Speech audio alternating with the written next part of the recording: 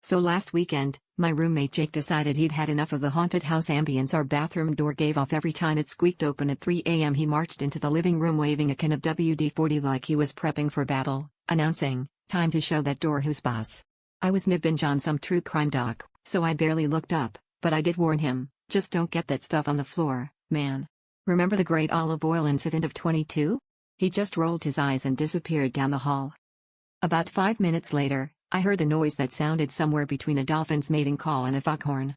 This was immediately followed by Jake's voice, slightly panicked, Hey, could you come here for a sec?"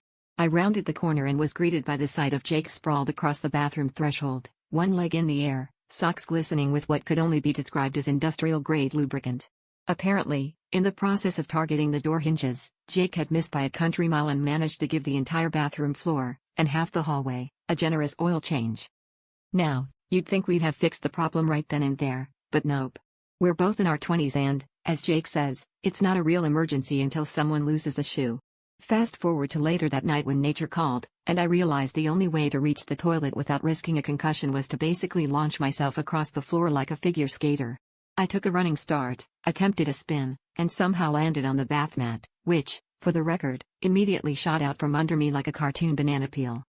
It was at that moment, as I slid gracefully into the tub, that I realized the true lesson. In our apartment, the only thing slicker than the bathroom floor is our ability to wipe out under pressure.